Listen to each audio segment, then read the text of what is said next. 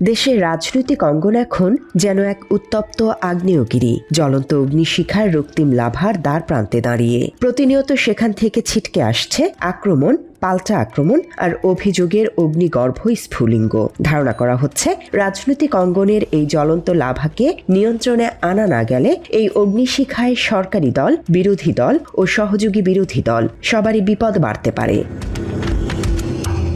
সম্প্রতি বিএনপি, জামায়াত ও এনসিপির পারস্পরিক বাকযুদ্ধ দেশের রাজনীতিতে সৃষ্টি করেছে নতুন করে এক চরম উত্তেজনা। সময় যত গড়াচ্ছে এই মৌখিক সংঘাত ততই রূপ নিচ্ছে তীব্র স্নায়ুযুদ্ধে।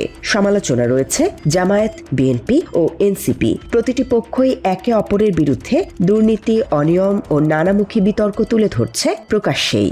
সমালোচনাকারীদের অভিযোগ, রাজনৈতিক প্রতিপক্ষকে ঘায়েল করার এই প্রতিযোগিতায় অনেক সময় ছাপিয়ে যেতে দেখা যায় শালীনতার সীমারেখাও। অনেক ক্ষেত্রে অভিযোগের ভাষা হয়ে উঠছে তীব্র কটাক্ষ, ব্যক্তিগত আক্রমণ এবং অশালীন শব্দচয়ন, আর তার সঙ্গে সঙ্গে বাড়ছে উত্তেজনার মাত্রাও।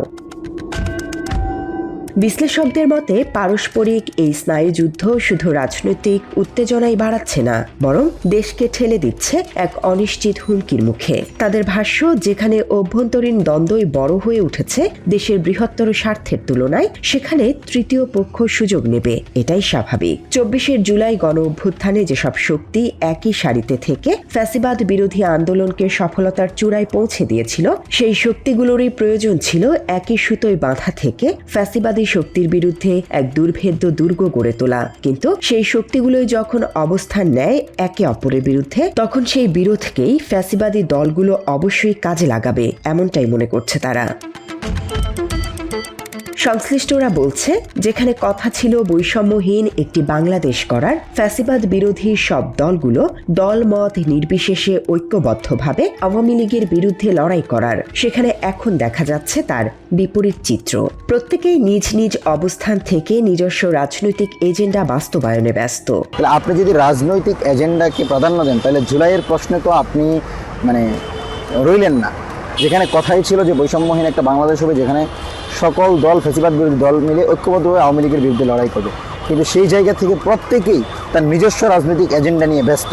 মাত্র ৩০% টাকায় জমির মালিক হয়ে নতুন বাংলাদেশের গড়ে তোলার স্বপ্ন দেখা বাংলা বসতি। তাদের মতে এই দলগুলোর মাঝে যত বেশি মতবিরোধ তৈরি হবে, ততই নিষিদ্ধ দল ফ্যাসিস্ট আওয়ামী লীগ সেই সুযোগ নেবে এবং এরই সুবাদে বাংলাদেশের বর্তমান সরকারের বিরুদ্ধে আওয়ামী লীগ ষড়যন্ত্র চালিয়ে যাবে। আমি মনে করি যত বেশি এই দলগুলোর মধ্যে পার্থক্য তৈরি হবে, তত আওয়ামী লীগ সুযোগ নেবে এবং এই সুযোগ নেওয়ার ফলশ্রুতিতে বাংলাদেশের সরকার বিরোধী ষড়যন্ত্র কিন্তু আওয়ামী লীগ করতে থাকবে। ইতোমধ্যেই বিএনপি, জামায়াত ও এনসিপির পারস্পরিক সংঘাত এবং একে অপরকে কটাক্ষের এই সুযোগে রাজধানী ঢাকা, গাজীপুর ও রাজশাহী সহ দেশের বিভিন্ন জায়গায় নিষিদ্ধ সংগঠন আওয়ামী লীগকে ঝটিকা মিছিল করতে দেখা যাচ্ছে। পাশাপাশি তারা ভেতরে ভেতরে আরও শক্তভাবে মাঠে নামার প্রস্তুতি নিচ্ছে বলেও বিভিন্ন সূত্রে জানা গেছে।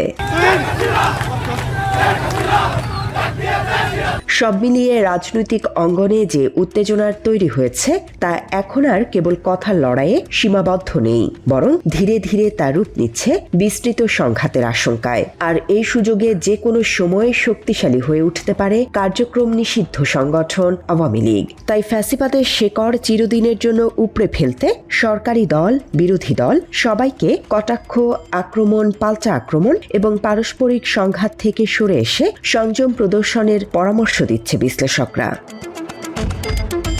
বাংলা এডিশন, ঢাকা।